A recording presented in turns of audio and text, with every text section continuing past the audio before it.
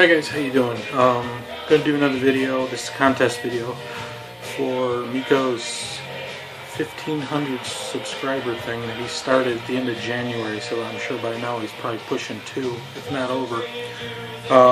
Miko's been around forever, I have not, but he's definitely one of the early ones that I started watching. Congrats on that, of course. I might make 1,500 if I last long enough, maybe. Who knows? Miko's contest idea was for showing back covers. Now, from my experience with back covers, they tend to be pictures of the band or a continuation of the front cover. And in the 50s and 60s, a lot of information and not a lot of pictures. So, taking that into consideration, I probably don't have a lot of older covers in here, and I tried to pick ones, if there was a band photo, the photo was kind of interesting. Was firstly in the background, I'm playing a tape. This is the first Ringo Starr All-Star Band album. Came out in '90, and so that'll be playing, but I have way too many albums, so I just went through A through C, and then I've got a couple oddballs that I picked up beforehand. So I'm just going to start with what's on top here, so it's probably going to go backwards because I think I threw them on a stack upside down. So, first one I'm going to show is Elvis Costello's Armed Forces. Now, this is the American copy. The back cover on this is what the front cover on it was in Europe. So that's the cover for America. So for me, the back cover is this, which is very cool. Honestly, probably would have been a better front cover. I don't know, get what this is, some kind of modern art thing or whatever. But at least for us Americans, that's a very cool back cover. That's my first one. Next two are by an English group called Curb Air from the 70s. This one's kind of interesting. Now, this is their first album. It's called Air Conditioning. This was originally released as a picture disc back in 1970. Now, the quality of picture discs in 1970 was pretty bad. They got slightly better as time went on, but there weren't a lot of them. So, once they realized how bad it was, they turned it into a regular album cover. So essentially the album cover is a picture of the picture disc. That's the front, which is kind of cool as it is. But the back, I think, is even cooler because of the coloring on it. So if you can imagine this on the turntable spinning, you can get a better idea of what you'd be seeing, except a lot faster. So that's the first album. And then I have one other one by them that I think is kind of cool. This one's called Aircut. This is the back. A band painting, as you can see, but I thought that was kind of spacey and wild. Because it looks like the guys are wearing dresses, the female singer's in the middle. But that's pretty impressive. And considering the front cover is just this, I think in this case this is a very cool, much more cooler back cover than front cover. Which it tends to happen once in a while, but not very often. So next is the ever popular Alice Cooper. Now this one I just love the cover as a whole, just because it opens in 40 different directions. So the front is this, and the front opens up to this, which is the insane asylum scene. On the back, which I think is kind of cool, it's got the doors that enter the insane asylum, but they open.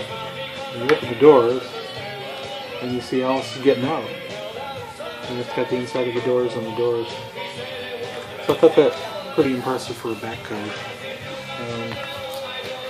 So that's Alice. And I got one more Alice, and this is just a band photo, but I dig the band photo, so I figured I'd show it. This is the back of Killers. There's the Killers front. And then as far as a band shot, I thought that's pretty cool shot. And then you see Alice is holding up the old snake. So as far as old original That was a couple of band shots. I think that's like one of my favorites. Next one is a band called Coliseum 2, which there was a Coliseum 1, and the only consistent is the drummer, John Heisman. So he started this in the mid-70s, after several years after the first one broke up. And this one contains guitar player Gary Moore, the late Gary Moore, unfortunately, and Don Airey. Where is he? He's right there. Don Airey, who's played with Deep Purple and Rainbow and a bunch of other people, and Ozzy and what have you. So this album's from '77. This is the front. The back I thought was kind of cool because they're all in a circle. The colored hands and then the game pieces in the corner. So there's that one. This is a Canadian band called Chilliwack. Here's a band photo for you. This album's called Wannabe Star. Here's the front. So it's like a photo booth. You go in the booth and become a star or something. And the back, nice little yacht band photo with the nudie chicks and all that. I thought that was kind of cool. The next one's a band called City Boy, an English band that is one of those bands that if you don't know them, you gotta look them up. They didn't have any success, but made like 6-7 albums, and they're really cool. So the front is this. This is Gone West Young Man.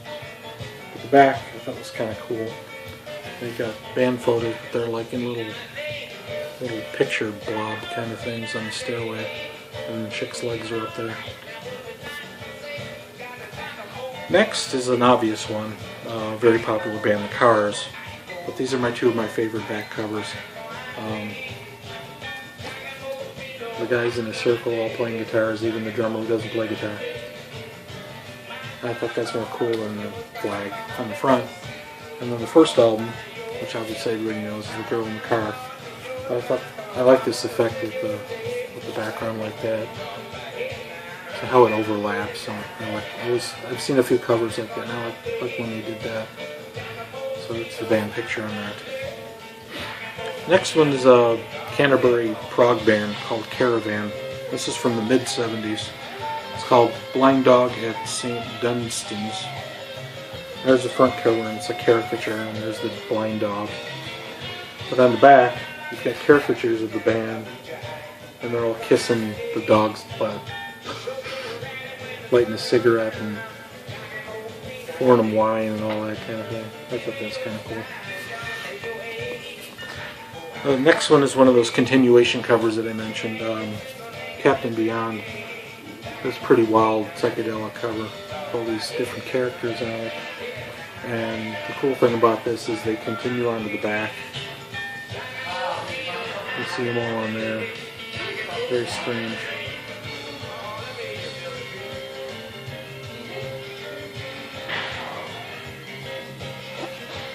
So I thought that was kind of a cool continuation cover. I like this one. This is a cute one. This is actually the first album I bought by them, so I didn't know who they were at the time, because I bought this in the late 70s, and I did a lot of blind buying because I didn't know when I was a kid who was who other than popular groups.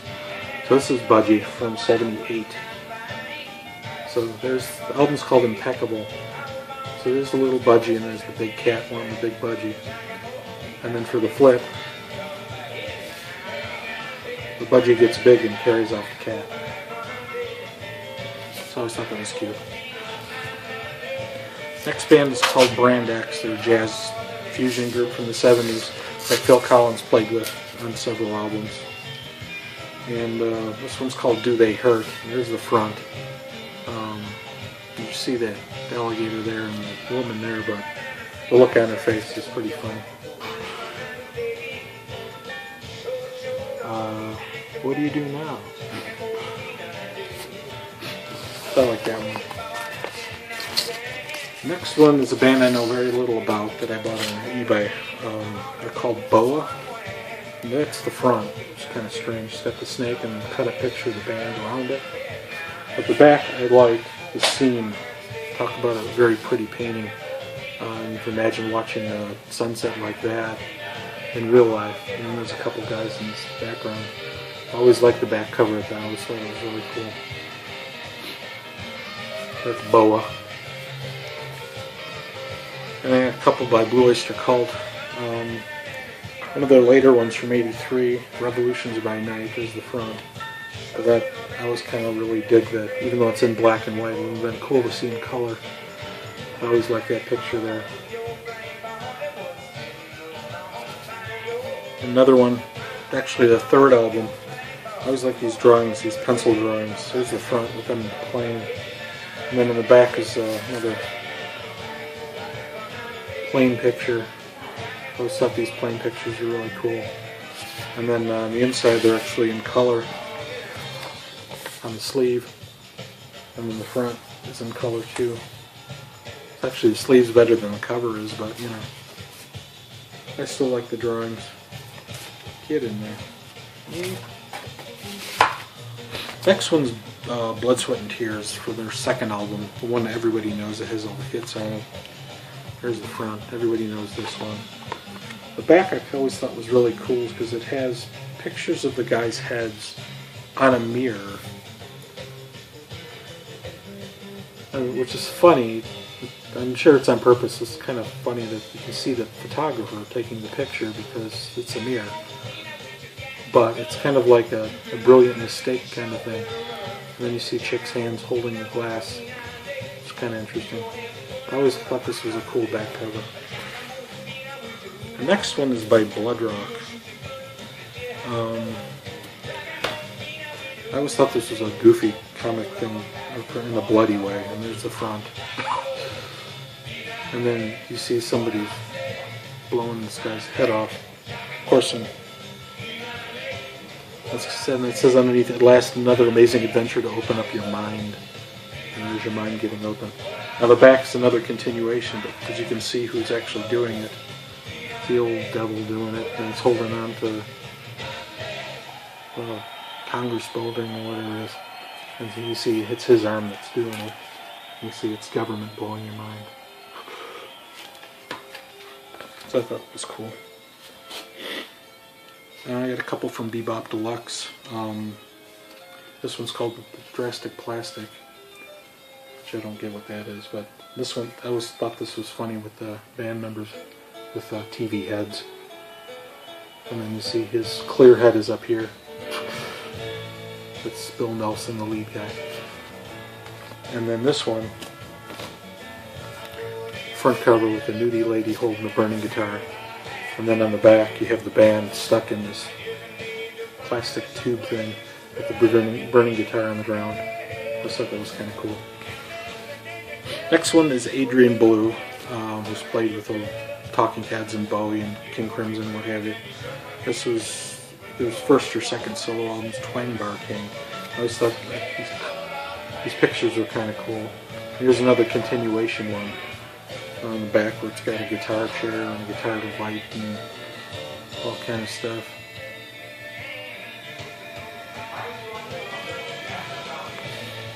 I dig that one. Now these are kind of scary, sort of. Well, at least one of them is. This is Black Oak, Arkansas, another continuation cover. You see half of them on here.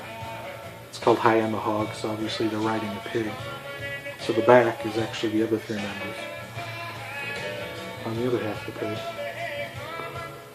And you can see that big puffy-haired dude right there. That's Tommy Aldridge.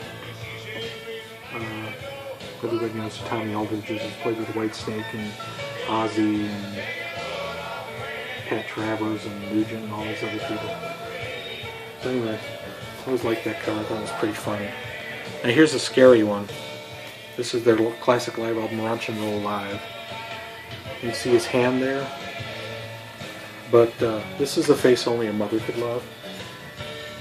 That's supposedly Jim Dandy. Now, I don't know where his teeth went, but every other picture I've seen he has teeth, so I don't get that one, unless they're fake, and he pulled them out, or he bit something and broke his teeth and then had them fixed. I don't know. I always thought that was kind of a scary picture. The next one is Bangor's Flying Circus.